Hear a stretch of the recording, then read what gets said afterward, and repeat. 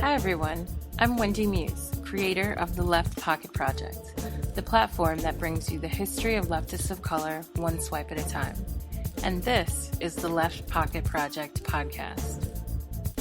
As per usual, I wanted to start out by giving a shout out to all of the people who've liked, shared, reviewed, and interacted with the project on social media and on iTunes. I'd also like to thank those who've shown their support via Patreon. If you'd like to support the project and the podcast, just look up Left POC on social media, your favorite podcasting app, and on Patreon. In today's episode, I'm joined by guest Beatrice Wayne. Beatrice is a postdoctoral research fellow at the University of Sydney in International History.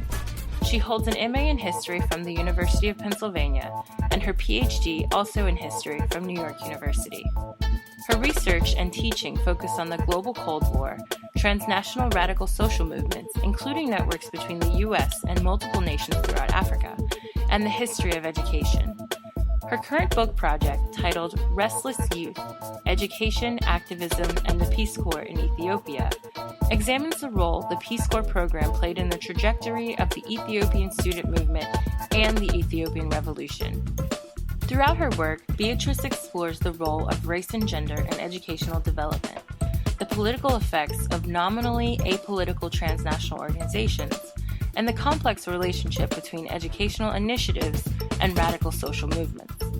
She previously served as the associate editor for the Radical History Review and as an associate editor for Scholastic Books.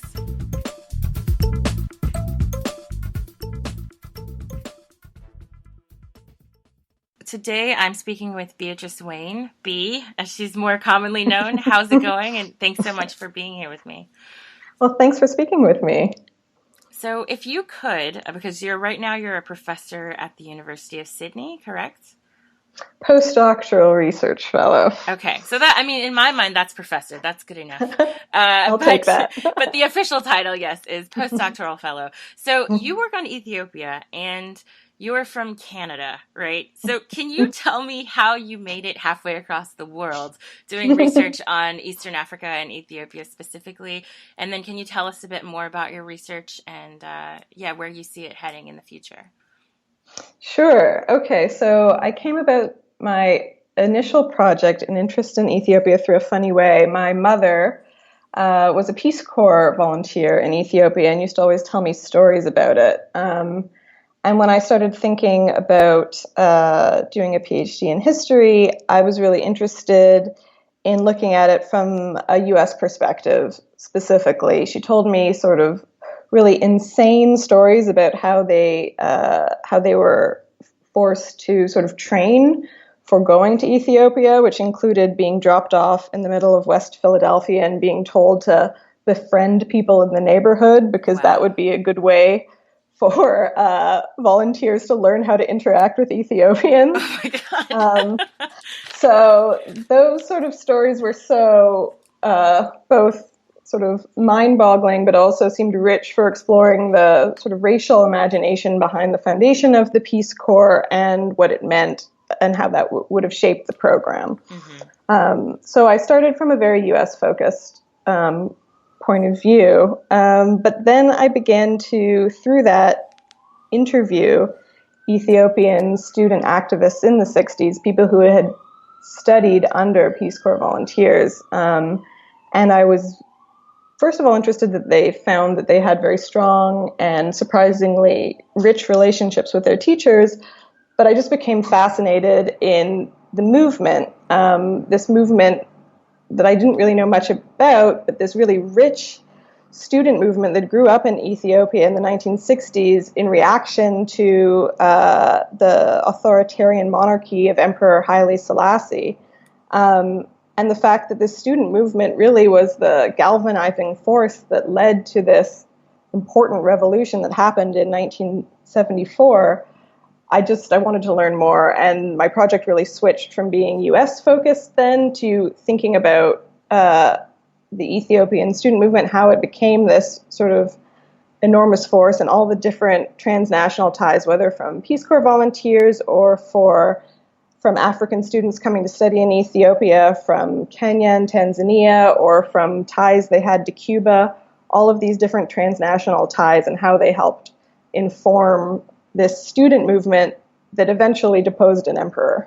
I mean, I think what you mentioned about your mother going to Philadelphia, at least being told to go to Philadelphia to learn about how to interact with people in East Africa, is hilarious and sort of deserves a podcast in its own right. But it's the really crazy thing was that they were also given no money and told to find people who would help them support them for 2 days, which everything about that is so mind-boggling. Yeah, I mean, I think, like I said, this is going to be a separate podcast. So I'm going to have to hit you up in a few weeks and follow up on that. But one of the things that I think it introduces, which is pretty fascinating, is there is a connection between what's going on in Ethiopia and many African Americans in sort of a different way.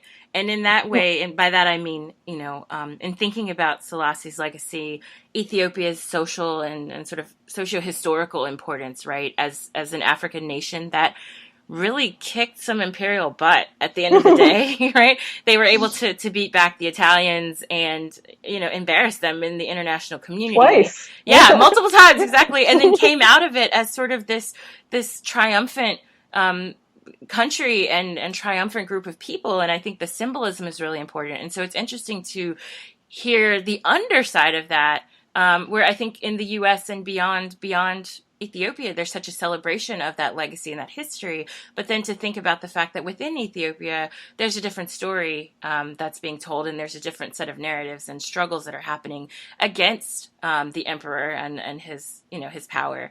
So if you could talk a little bit about that disconnect and maybe not only why it came about, but what Ethiopians at the time of deposing Selassie, how they were feeling about this sort of seemingly contradictory external image versus what they experienced at home.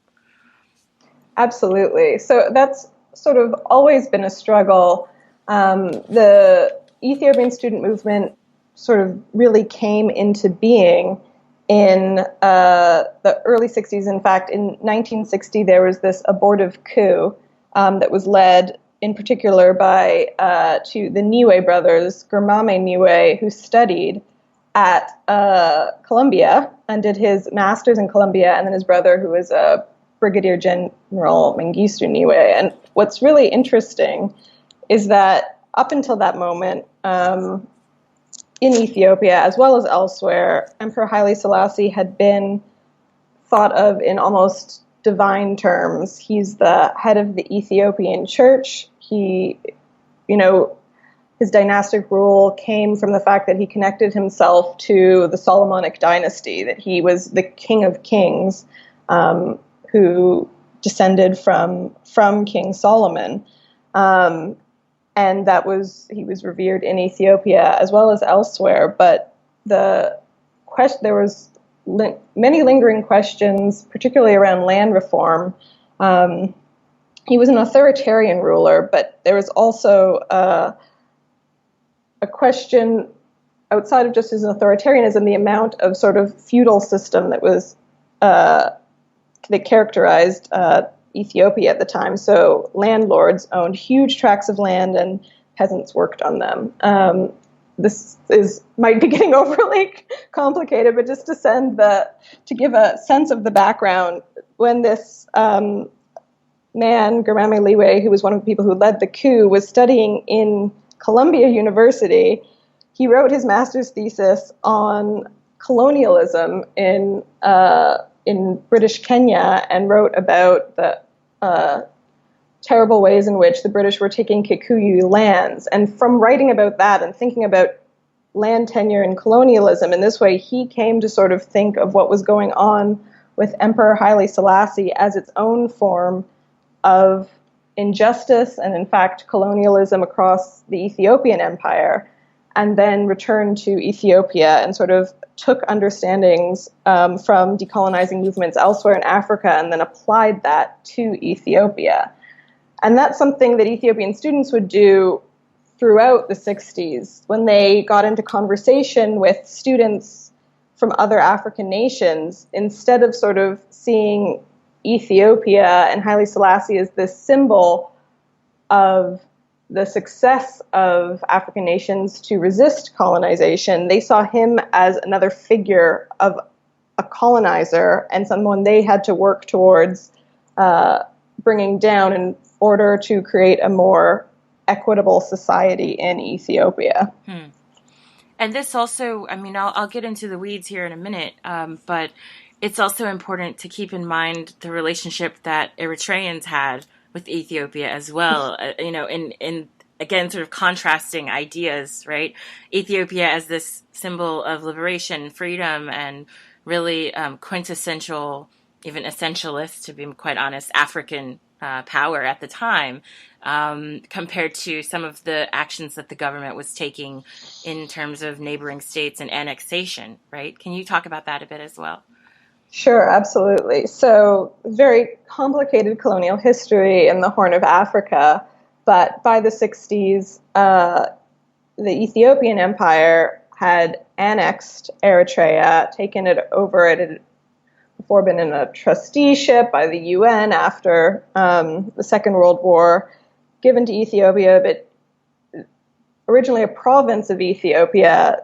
Haile Selassie took increasing steps to sort of limit the amount of autonomy this province had within the Ethiopian Empire, and some of the things included forcing students to learn in Amharic, the language of Ethiopia, instead of Tigrayan or Arabic, and then in English later as they went to university, limiting the power of Eritrean landlords and a number of other sort of repressive measures. And that became a feature of the resistance to the Ethiopian Empire and a feature of the Ethiopian student movement as well, talking about the ways in which the Ethiopian Empire was in fact an empire and what that meant for it to be an empire. There's an interesting, even, something that we think of as the pinnacle maybe of Ethiopian resistance to colonialism and its ideal as this sort of free African nation. There's a story from the 30s when the Italians arrived in southern Ethiopia. The original, some of the ethnic groups that lived in southern Ethiopia originally thought that the Italians were coming to free them from Amhara colonialism, Amhara oppression. That was not a feeling that lasted very long. Sort of pushes us to reconsider how we think about empire in the Horn of Africa at this time. So on that note, if we could back up a bit and talk now about the student movement, how it got its start, who were some of the figures, and what were the ideological underpinnings of what they did? It began really, the earliest days of it started in the early 60s. One of the reasons that sort of spurred them to coalesce as a group was this abortive coup. Students in general supported the Niue brothers, and then when the coup was not successful, Haile Selassie's government instituted some harsh measures against students, restricting funding, boarding school privileges, and also sort of taking a closer and more wary eye at students as a group. And another factor, which I think is really interesting, sort of for thinking about Pan-African leftist movements in this moment, was the African Scholarship Program. In 1958, Haile Selassie instituted this scholarship program to bring students from other African nations to Haile Selassie I University, the large central university in Addis Ababa. And when they started to arrive on campus, these students were disappointed about the lack of political organizing on campus. They'd come from these really rich campuses full of decolonizing activism that were really fermenting in this moment of organizing against colonial oppression. And they found Ethiopia to be sort of quiet and not full of that sort of student resistance that they had come to know. And Ethiopian students, in the meanwhile, found themselves really energized and interested in these sort of the fiery political rhetoric of these scholarship students, and began to sort of think and apply those politics to their situation and looking at their authoritarian government with a more critical eye. So from this early moment in the 60s, and the student publications became a really interesting mix of students from Kenya, Uganda, Tanganyika at the time, and Ethiopia. And they created this, and there was, at this moment in the early 60s, I think 64 was the first get-together of this group that became known as the Crocodiles, and they were sort of the first Marxist-Leninist sort of arm of the student movement, and they really directed and drew and organized underground to draw the movement more firmly in a leftist, explicitly Marxist-Leninist direction. And one of the things that I've heard in relation to Ethiopia, but something I hear often with regard to student organizing throughout Africa, is that there's this sort of dominance of European ideology and thought, right? And that it's the Europeans who sort of inspire this Marxism or this leftist ideology. Another thing that I have a question about too is I'm wondering is there like a belief or conspiracy perhaps that some of the early leaders of the coup or even the student movements are infiltrators, perhaps involved with the CIA or other foreign states? What's sort of the foreign aspect to all of this? Yes, so that's certainly an argument that Haile Selassie's government continually makes.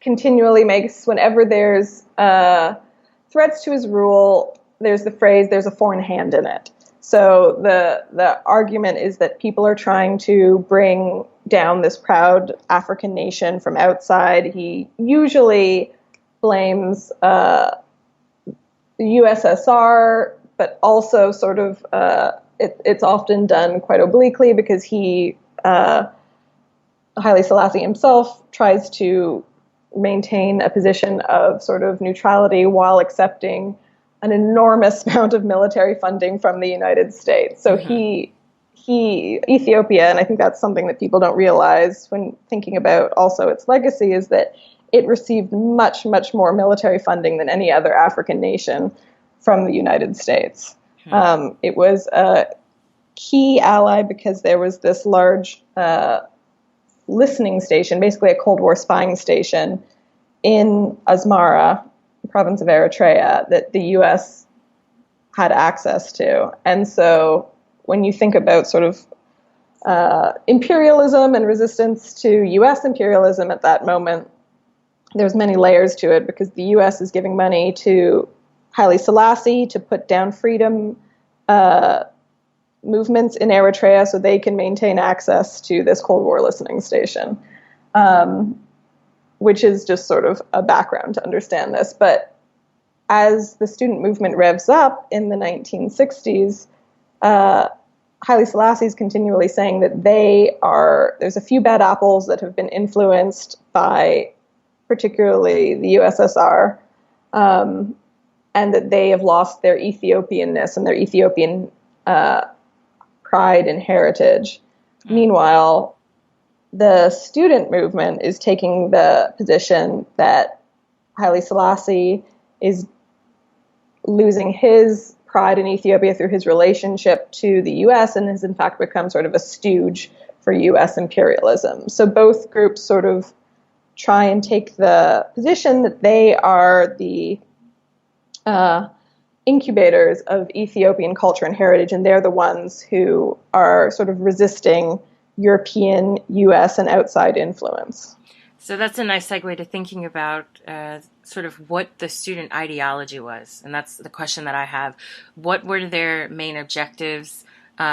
What did these organizations look like, in terms of the makeup, right? Were they predominantly Ethiopian, or were they a mix of both Ethiopian and some of the foreign students who were there under the scholarship program? Also, what was the leadership like? If you could talk a little bit about the makeup of the groups and their demands and sort of their political underpinnings as well. Sure. So one thing to sort of say up front was that this was never a group that had one singular agreed upon ideology, or there was always sort of sectionalism and fighting, and sometimes very productively, sometimes constant conversations happening about what the basis of the movement was, what was their key objectives. And as it went forward into the later 60s and the early 70s, these became sort of hard sectarian splits that really drew the movement apart, in some cases violently.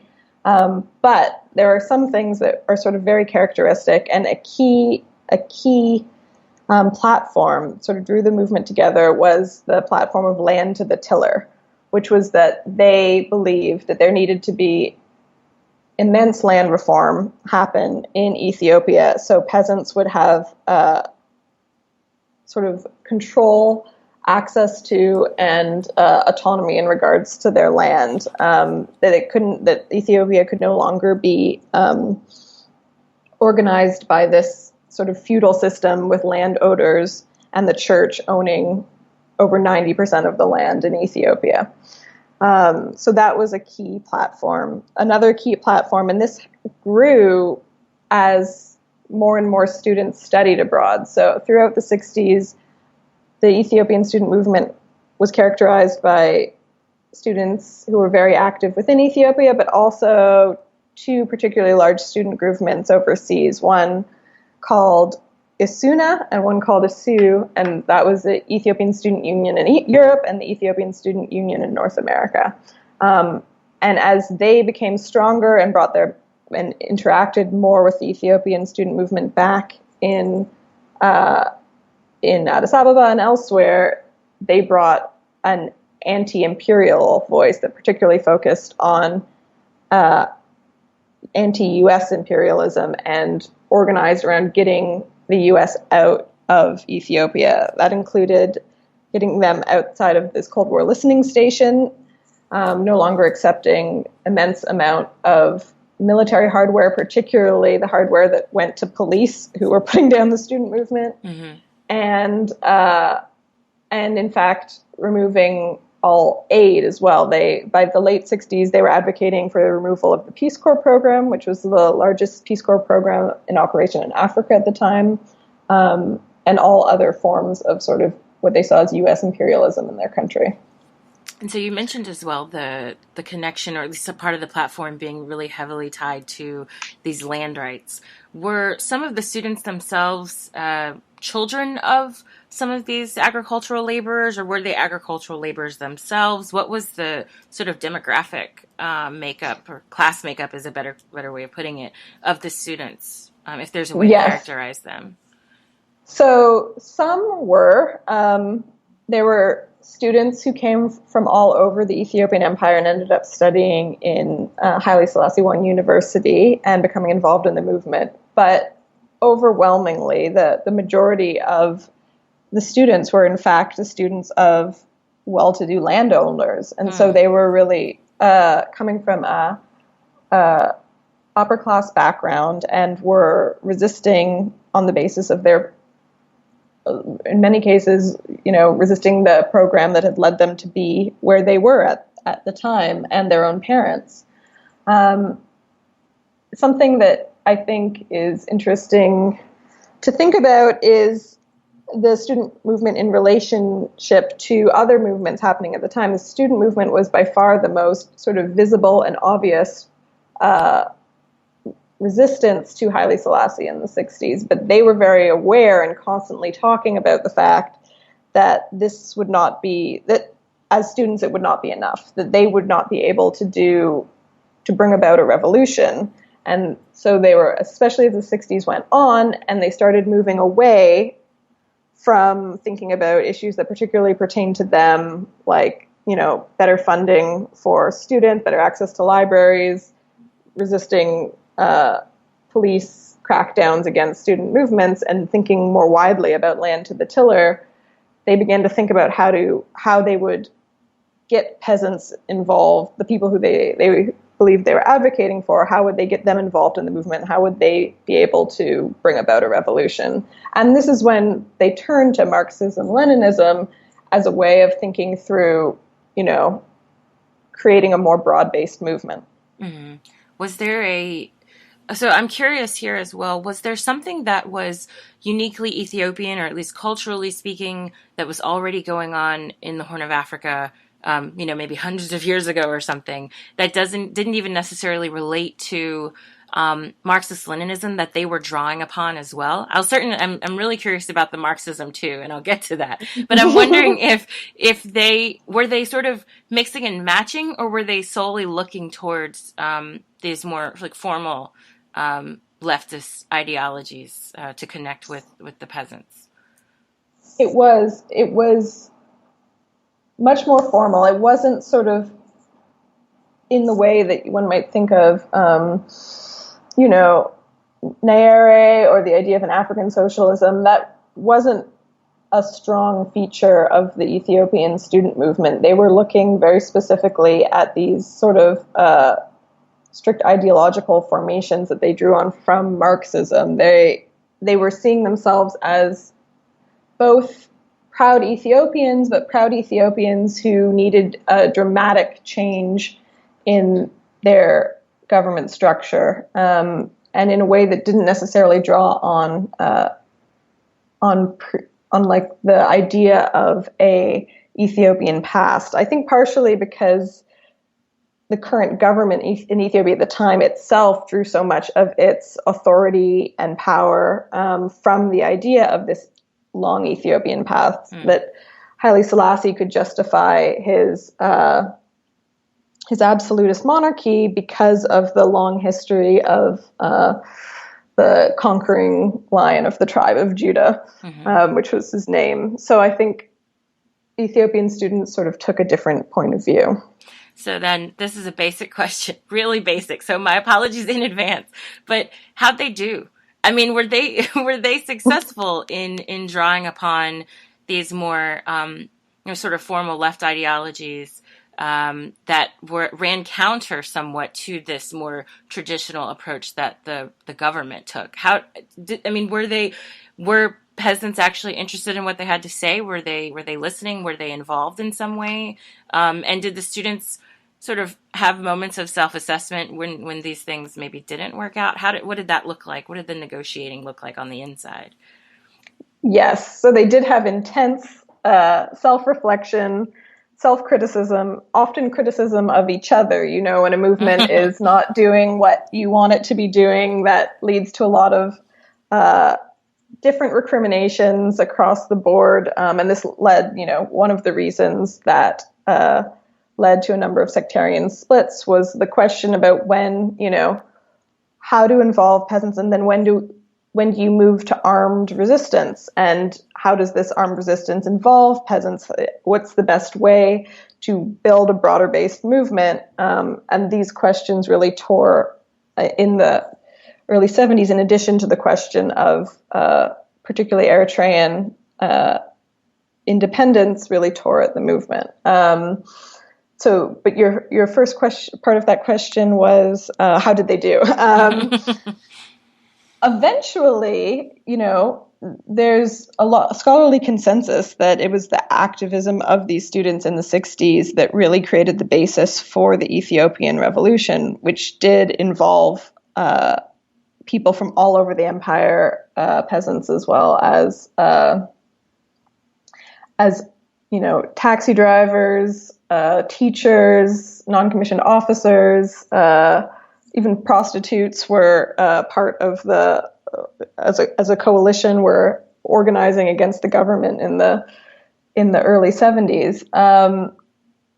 But this, I think, it would be very pat to say that this was based on the sort of Marxist-Leninist approach of these students. In fact, I think in many ways, people involved now sort of reflecting on their incorporation into the student movement were sort of very interested in ameliorating the situation, very invested in the idea of advocating for land to the tiller, but were put off in different ways by sort of the strict Marxist-Leninist doctrine of some of the leaders of the student movement, and didn't find it necessarily accessible. Some were very inspired by it, but not in a way that I would say sort of trickled down to the bigger movement that happened in the 70s, which was based on a culture of resistance and sort of the public resistance of these students, but not so much based on their specific ideology. And so I'm curious about the leaders as well of these student movements, especially those that were sort of taking up the mantle of Marxist-Leninism. Were they also looking towards some sort of political future? Like, were they in this process, were they looking beyond just the temporary moment of granting more rights for land ownership to peasants? Were they also kind of thinking beyond that and more towards like federal governance? And what was their imagination about? What did what did they envision for that process? What did that look like? I think that their political, and again, this is a diverse movement made up of many different people. Mm-hmm. In general, the leaders, I would say, the really sort of charismatic and fervent leaders that rose, had a sort of utopian political imagination that was very focused on the here and now. I think because for many of them, the idea of successfully, deposing a monarch of such, esteem in both Ethiopia and around the world seemed so implausible that there wasn't a sort of practical consideration of like rising to some sort of political power in the aftermath. It was very much based on this sort of youthful, idealistic, inspired particularly by Che Guevara, idea of revolution and being the leaders of a revolution, and that was their goal. There was a very popular chant in Ethiopia at that time by student leaders, which is "Guerrillas rise to power, guerrilla rise to power," following the example of Ho Chi Minh and Che Guevara. And I think they very much saw themselves as revolutionary leaders, not sort of government leaders. Mm-hmm. And this is something that you said you were expanding out. You're sort of building out of your original research to focus a little bit more about these, more on these internationalist connections, right? Were there any students that actually left Ethiopia and attended school in Cuba or other part, like the USSR, for example? Because this is something that happens a lot throughout Africa. There are a lot of students who end up studying abroad and then coming back and sort of trying to implement some of the things that they learned while they were studying in these socialist satellites or the center of, socialism in the USSR. And so I'm wondering, was there any sort of external connecting going on, or was a lot of it just based in sort of the imagery and the ideology, but not necessarily physical departure from Ethiopia?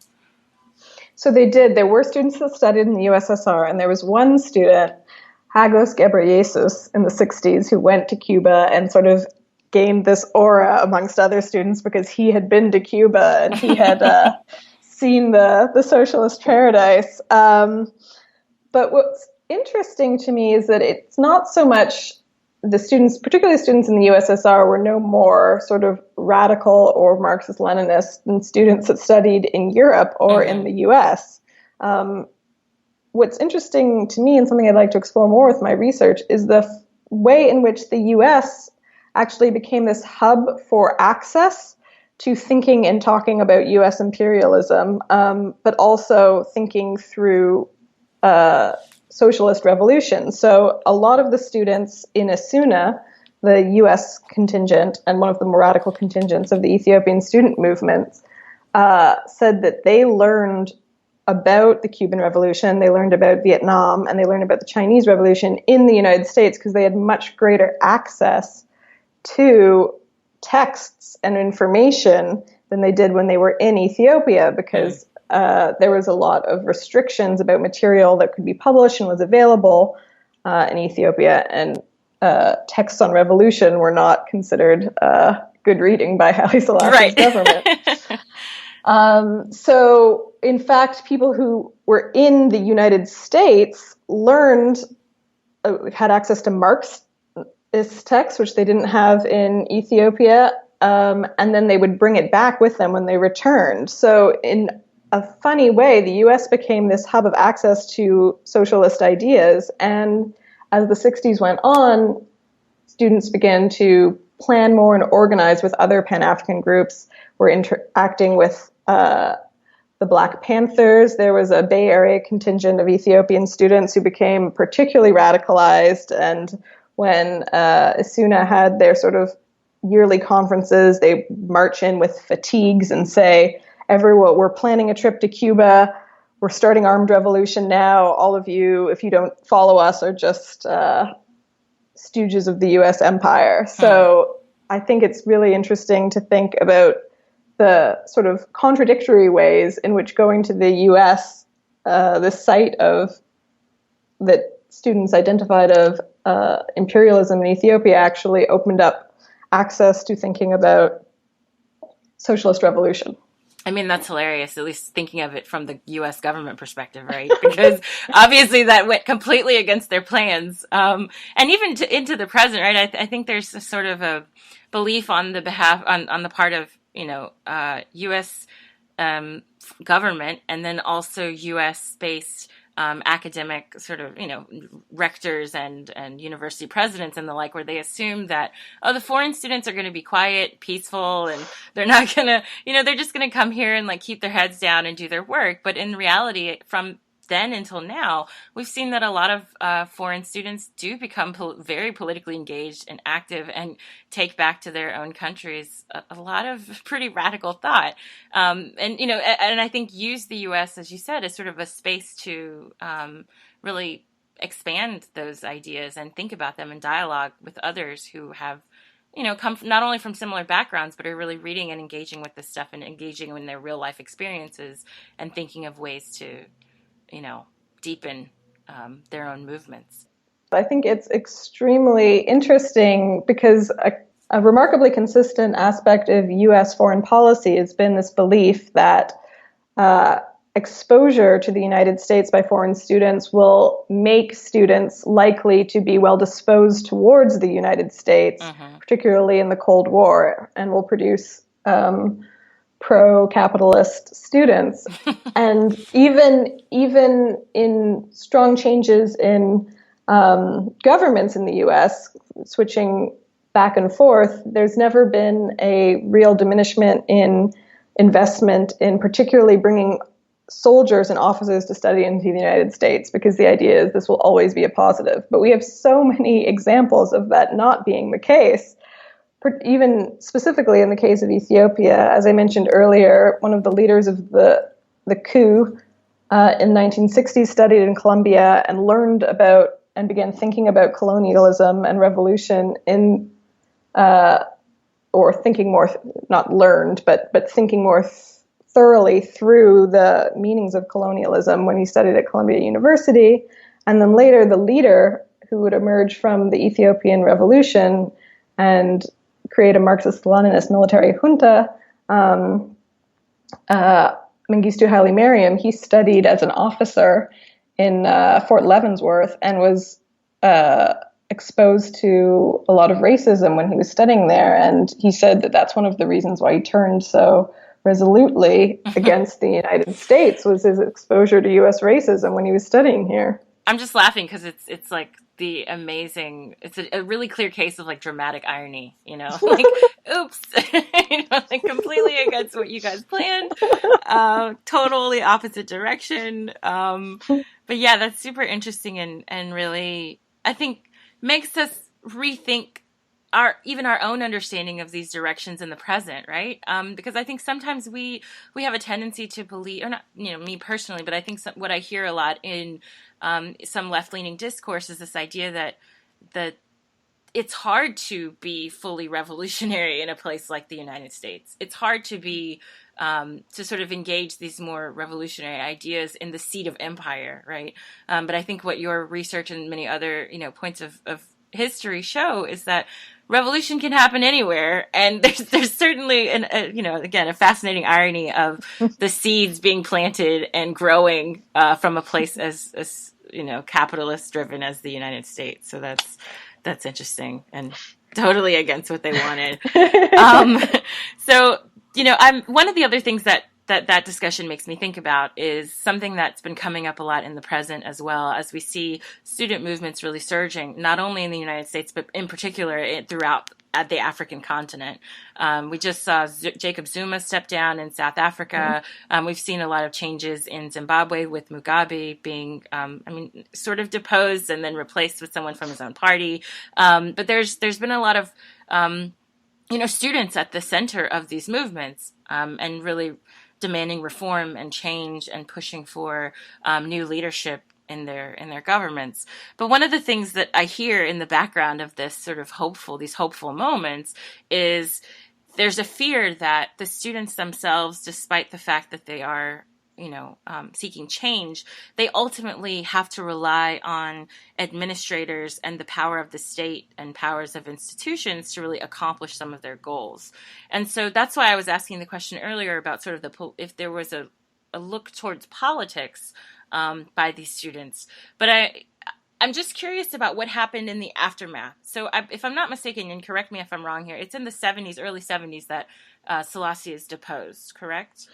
In 1974, yeah. Right. So then at that point, you had mentioned earlier that some of the students they played, a pretty big role in that revolution. Maybe not directly, but they definitely helped sort of foment the political change there. What happened after that? And what happened to the students themselves who had been sort of pushing for this in their own way? I'm sure at this point they're graduating and they're looking towards their own futures. What's the aftermath of some of this, more political organizing that's going on in the 60s on these campuses? Sure. So this is the sort of tragedy of this organizing and this revolution, and also what makes it sort of a challenge to study Ethiopian history in this moment, because this organizing led to a lot of tragedy in the 70s following the revolution, because the revolution, which really started as a people's movement that incorporated students, teachers, taxi drivers, non-commissioned officers, people from all over the empire, ended up being taken over by the military, and then a particular segment of the military called the Derg rose to power under sort of the auspices of the idea that they were supporting this people's movement, but there was an intense crackdown that in the years following, and a lot of the students who,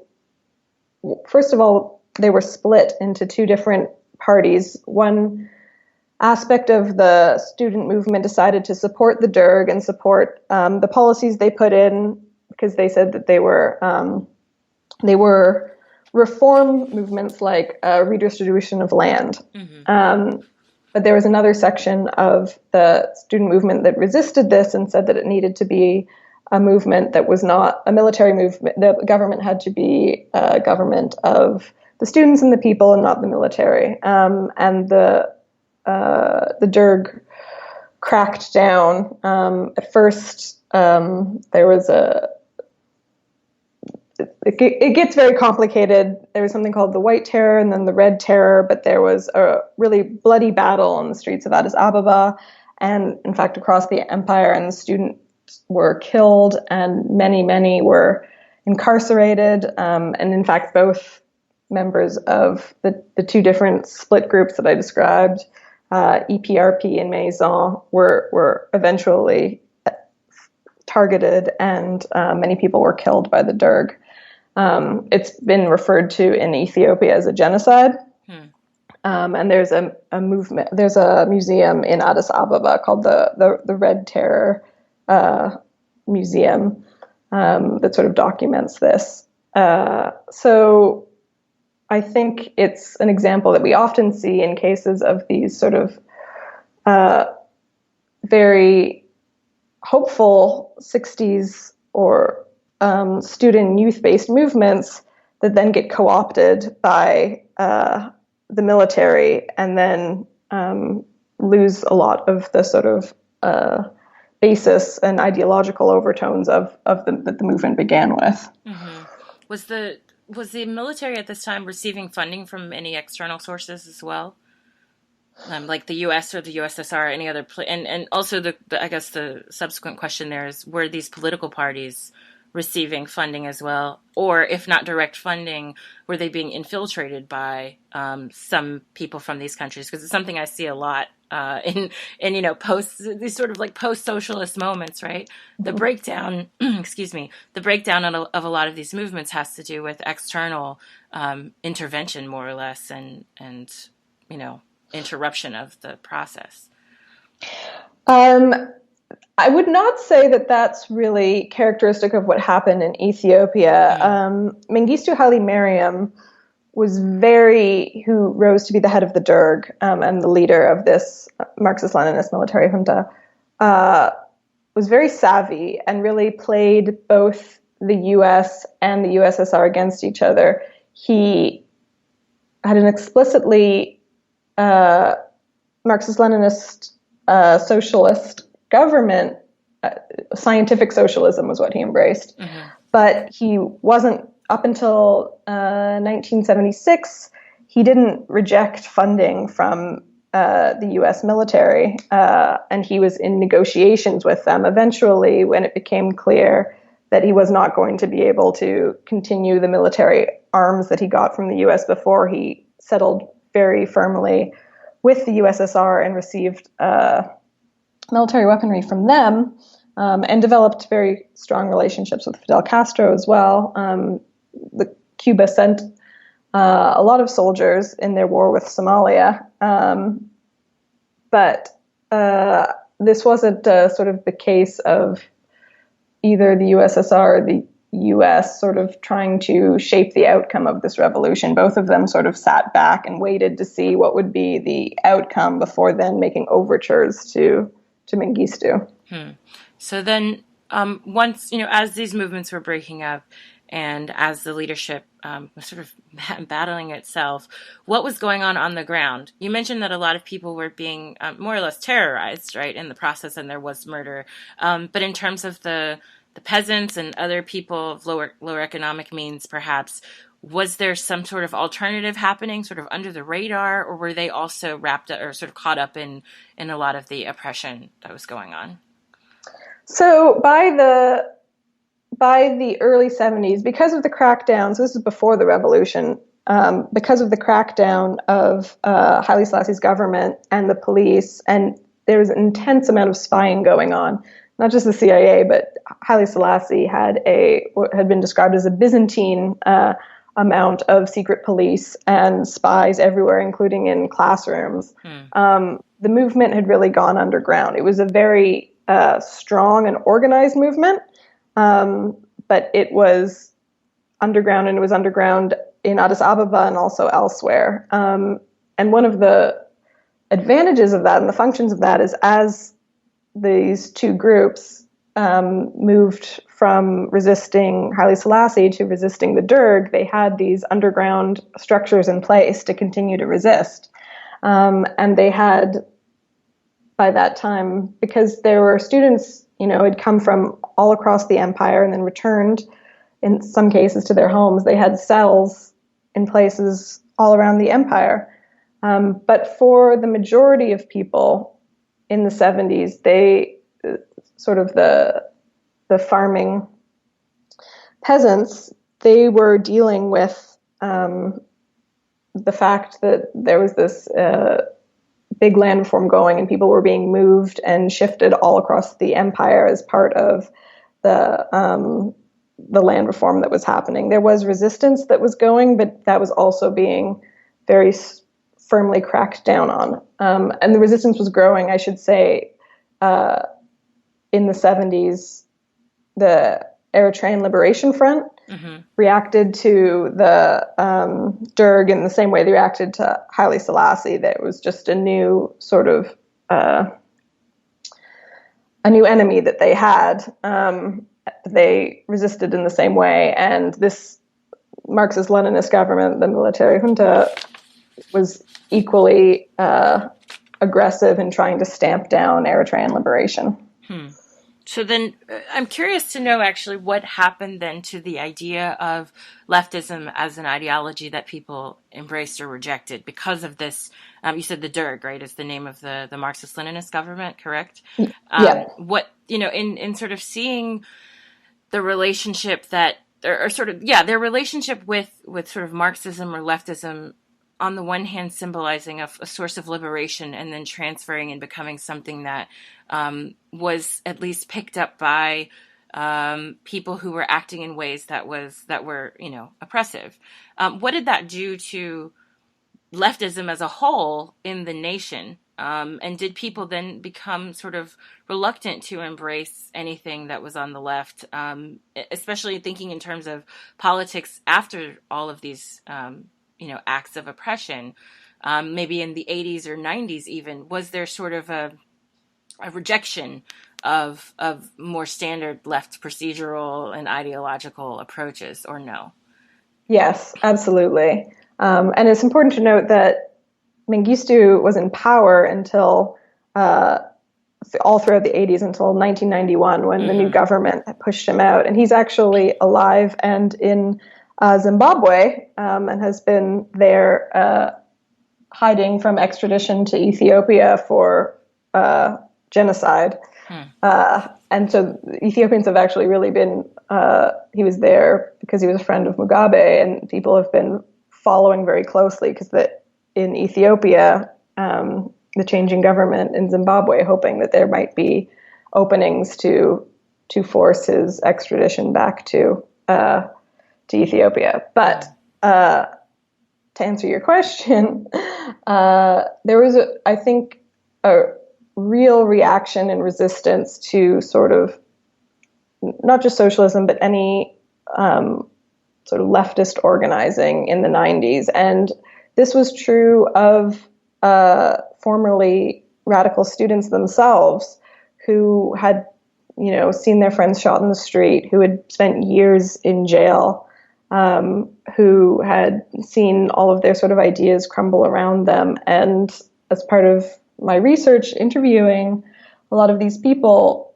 not to say that they no longer have a left politics, but many of them have turned to embrace development ideas and sort of neoliberalism because it feels, I think, a lot safer than the sort of radical revolution that they had embraced in the 60s, in which they saw turn so violent. And I think it's only now, in this moment, that in maybe the past 5 years, that we've seen a different sort of radical movement emerge in Ethiopia more clearly.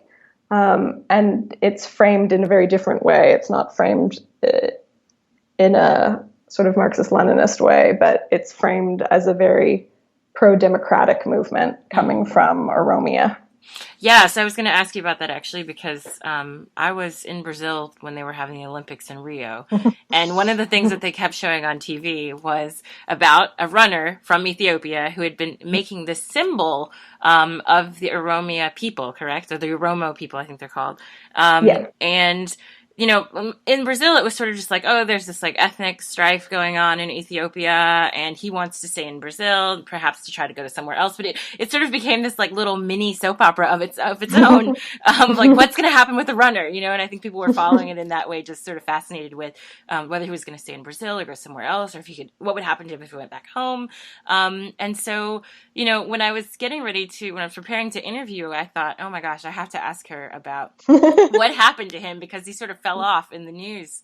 So if you could give us a little bit of background on actually what his protest was about, tell us a little bit more about what's going on in Oromia, and also where is he today? Like what's happened to him since the Olympics? I think it's a really interesting thing to think about, particularly in light of the conversation we've been happening, because I think in global news, when you hear about this, and particularly in relationship to the Olympics, Haile Selassie's protest was described as in reaction to ethnic strife, right? We think of it, it's been portrayed as an Oromo issue, an Oromo nationalism, and something to do with how it's often portrayed in the media as warring ethnicities in Africa. And it completely ignores things that are connected to what we've been talking about, the question of land. And that's a lot of what the Oromo protests are about. It's both about Oromia having more access to power and to autonomy and to have a larger political voice in Ethiopia. But much of the protests are around the question of land, and the government in Addis Ababa basically taking large swaths of land that people are using for subsistence farming or for other forms of farming and giving it to corporations and giving it to development that's basically dislocating people from their land. And so there are lots of ties to, the advocation for land to the tiller, and that's an ongoing question that is animating a lot of these protests, and it's connecting. It's not just in Oromia, I should say, that there's in the Amhara regions, there's been a lot of protests, and there's been a lot of connections between different ethnic groups in reaction to they see as an authoritarian and an anti-democratic government in Addis Ababa right now. The runner is, I believe, still in Washington, D.C. because he believes that he will be assassinated or incarcerated if he goes back to Ethiopia. And in fact, a number of the people that I've spoken to, that I've interviewed, former student activists who have some connection to politics in Ethiopia now, also feel like they can't return to the country because they're worried that they might be incarcerated. Just yesterday, though, a large number of political prisoners were released, including some prominent journalists, by the Ethiopian government in reaction to this wide swath of protests. And something that I also think is really interesting to think about this current movement is that it's a youth movement, it's a student movement, and by students I mean high school students as well as university students. And that's something that I think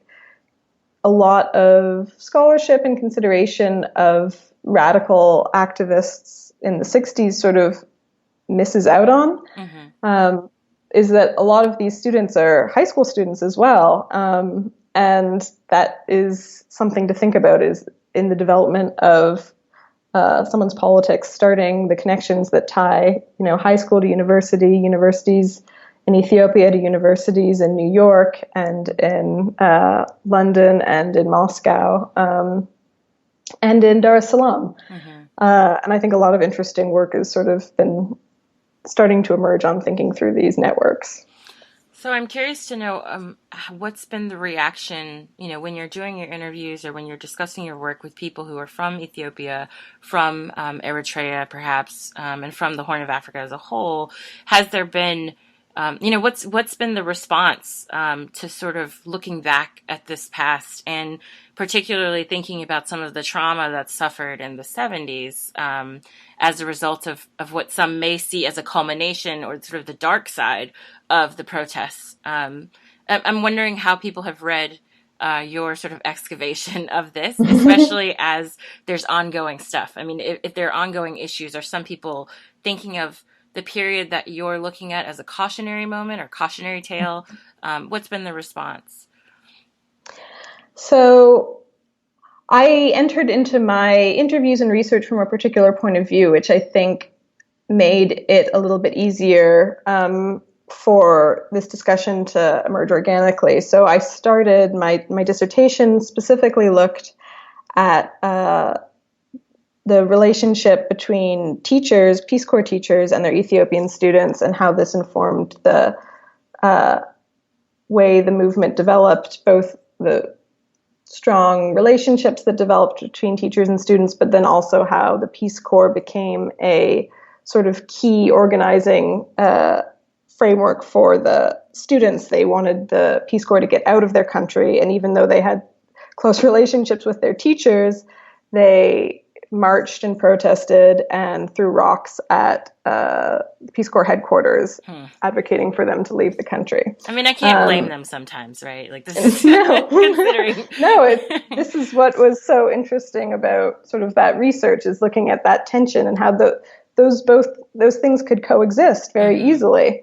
And in fact, many Peace Corps teachers began to agree with their students and resigned en masse in the beginning of the 70s because they came to see their presence as problematic.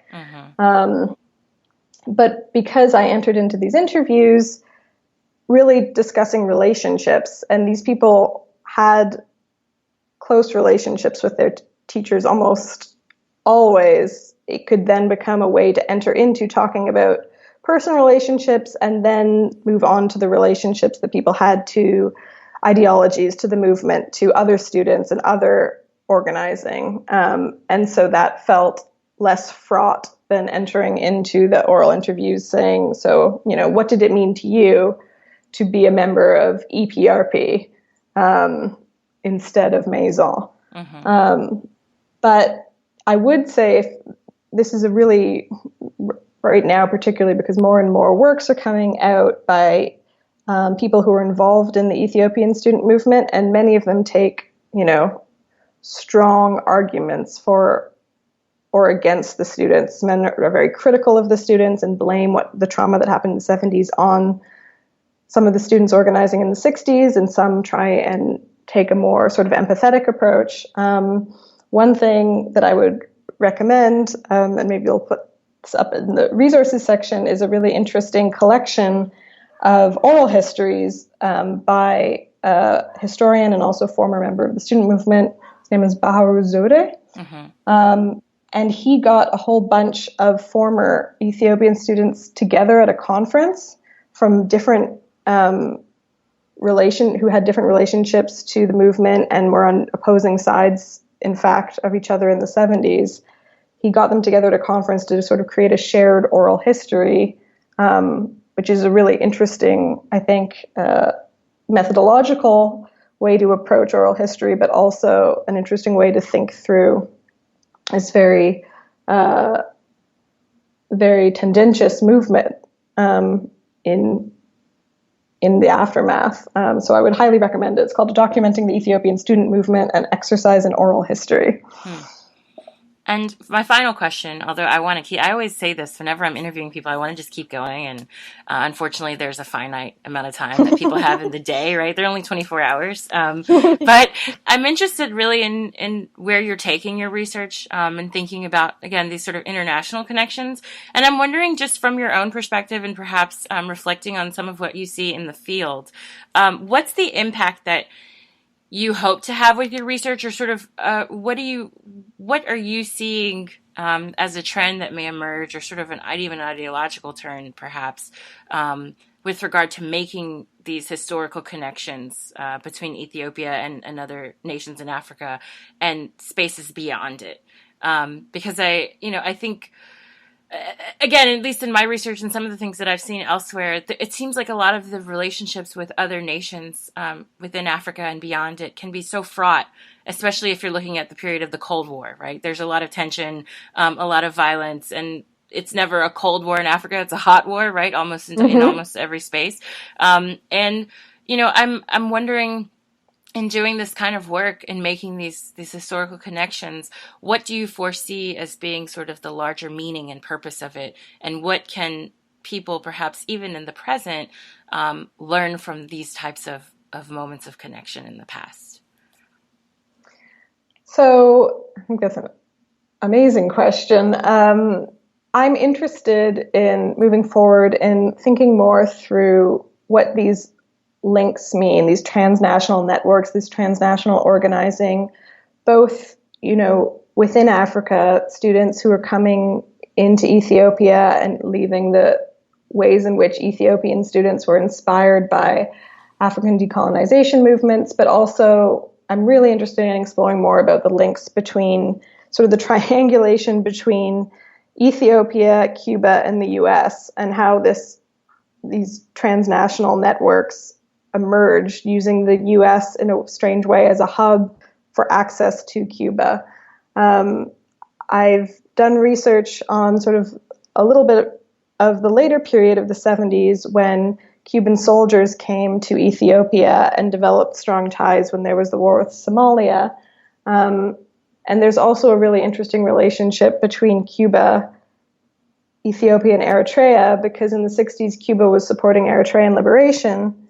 And then in the 70s, they wanted to support Ethiopia against Somalia because Somalia was backed by the United States. But they also didn't want to, had that legacy of supporting Eritrean liberation, so it became very complicated. Mm-hmm. Eritrea has also been referred to many times as the Cuba of Africa, and it's a sort of understudied country.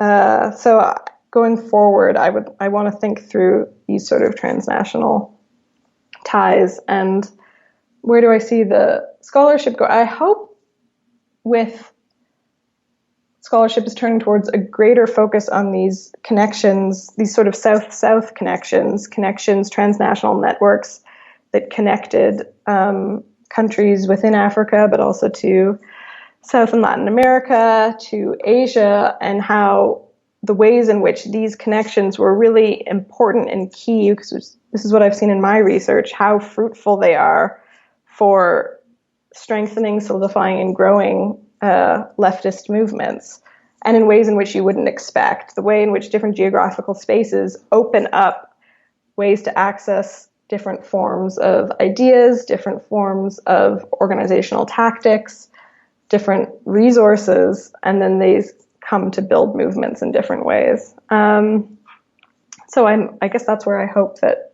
my research can provide insight in our contemporary moment too, thinking through both the limitations and the opportunities that this transnational left organizing can create for movements. Well, I look forward to reading whatever you end up publishing. I know you've had, like I said, you've had a transition. Hopefully there's a way you can kind of bridge both of those stories, both the starting point with the Peace Corps, and then sort of, continue the reader into these more transnational movements and spaces, because it's all very fascinating work. And I think, especially, at least speaking as a U.S. American, right, despite the fact that there are lots of people from Ethiopia and from the Horn of Africa living in the U.S., I don't learn very much about it in school, didn't in the past. And even though I work on, African history, it's still something that's sort of a muted space in a lot of the, the historiography. It's despite the legacy of Ethiopia and its social importance, we unfortunately don't learn a ton about it, beyond that. And so I think your work contributes to a much larger story that we definitely need to be more aware of, both in the U.S. and beyond. So thank you so much, Bea. This was great. And I really appreciate you joining the Left Pocket Project podcast for the day. So thanks. I'm glad to be a part of it. Thank you. And thank you for listening to episode 10 of the Left Pocket Project podcast. If you haven't done so already, be sure to check out the Left Pocket Project's content on social media by searching for Left POC, and that's LEFT POC. Showing your financial support by donating $1 or more a month on Patreon, and that's patreon.com/leftpoc. And by listening to the podcast, as well as checking out additional resources on the discussions we have in each episode on Spreaker, SoundCloud, and iTunes, where you can also leave a review. Thanks so much again, and have a good one.